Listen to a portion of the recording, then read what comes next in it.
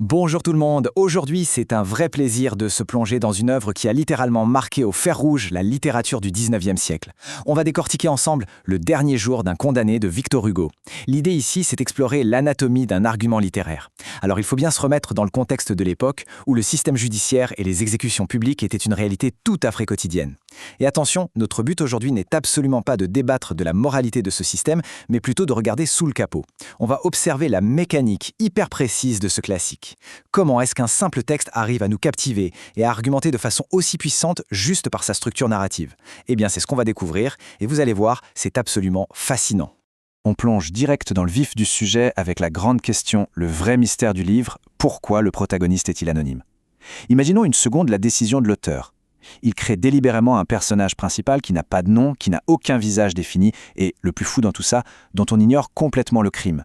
C'est un choix d'une radicalité totale. D'habitude, en littérature, on passe un temps fou à installer un héros, à donner son pédigree, son statut social, son passé, mais là, rien. Tout ce bagage est méticuleusement gommé. Et croyez-moi, cette omission n'est pas du tout un accident ou un coup de flemme de l'auteur. Toute notre analyse va justement consister à comprendre pourquoi cette décision est d'une efficacité absolument redoutable. Ce qui nous amène à notre première étape, le condamné sans nom.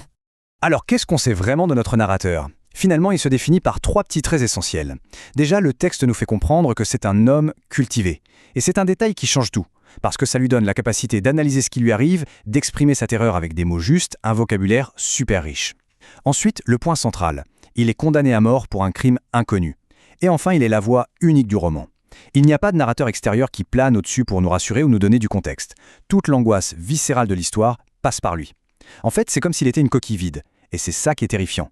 Sans identité précise pour faire écran, votre esprit de lecteur se projette directement à sa place et vous vivez cette attente étouffante sans aucun filtre pour vous protéger. Regardons maintenant ce qui l'entoure dans la deuxième partie, l'innocence contre le système. Dans cet écosystème carcéral, le protagoniste gravite autour de 3 figures très spécifiques qui font tourner la machine.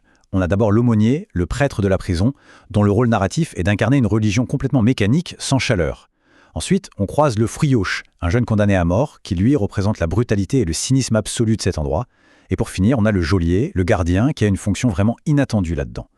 Hugo utilise ces personnages pour cartographier les forces en présence. Ce ne sont pas juste des figurants, ce sont de vrais rouages de la machine judiciaire.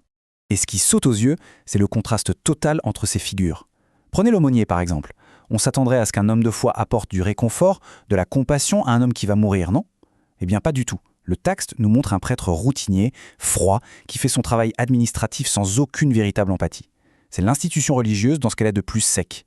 Et de l'autre côté, vous avez le geôlier.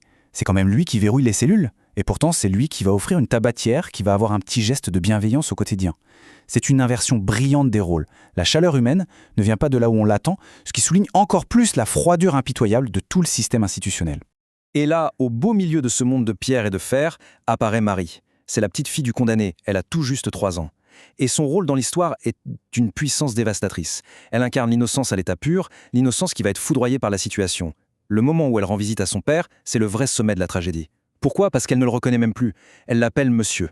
Ça, psychologiquement, ça anéantit complètement notre narrateur.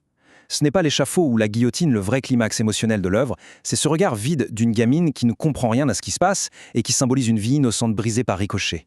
Troisième point essentiel, la société face à l'exécution ou comment le monde extérieur réagit.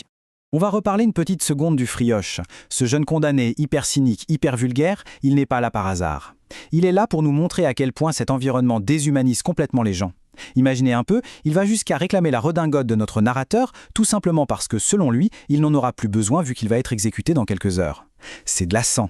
Ça nous montre à quel point la mort est devenue d'une banalité affligeante dans ce système.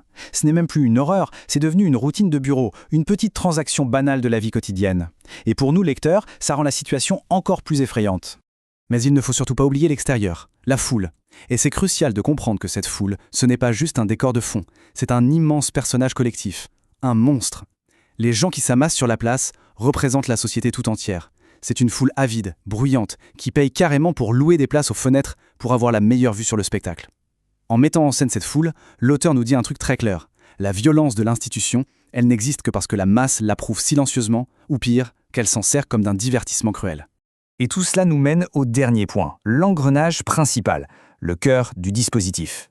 Quand on met bout à bout ce condamné silencieux sur son passé, cette institution glaciale, l'innocence sacrifiée de la petite Marie et cette foule avide, tout s'aligne vers une stratégie narrative de génie.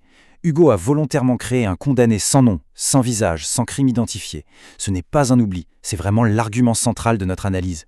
Ce manque d'identité, ce n'est absolument pas une faiblesse d'écriture, c'est un calcul d'une précision chirurgicale. C'est le moteur du livre. Le fait de se taire sur les actes passés du condamné est, ironiquement, ce qui fait le plus de bruit dans tout le roman. Parce que réfléchissez-y un instant. Si l'auteur nous avait dit quel crime le gars avait commis, que se serait-il passé ?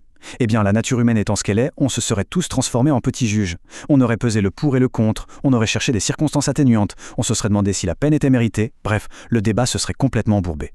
Mais en refusant de nommer ce crime, l'auteur ferme brutalement la porte à notre jugement moral. Il nous empêche de débattre. Et du coup, il ne nous reste qu'une seule chose à regarder, la terreur pure, les sueurs froides, l'angoisse d'un homme qui sait à la seconde près quand il va mourir. Ça force ce qu'on appelle une empathie universelle. On ne compatit plus pour un criminel précis, on ressent juste le supplice organisé d'un être humain. C'est un hack psychologique absolument brillant, même aujourd'hui. Alors, pour boucler la boucle, je vous laisse avec cette question. Comment l'anonymat en littérature influence-t-il le jugement du lecteur ? Ce qu'on vient de voir nous montre bien que parfois, ce qu'un auteur choisit de cacher est 1000 fois plus percutant que ce qu'il choisit de raconter. Une omission, quand elle est maniée avec ce niveau de maîtrise, c'est l'arme de persuasion ultime. Ça fait réfléchir sur la façon dont une simple structure narrative peut complètement orienter nos émotions et déverrouiller notre empathie. Merci beaucoup d'avoir suivi cette analyse détaillée. J'espère que ça vous a autant passionné que moi de fouiller dans cette mécanique littéraire. À très vite pour une nouvelle exploration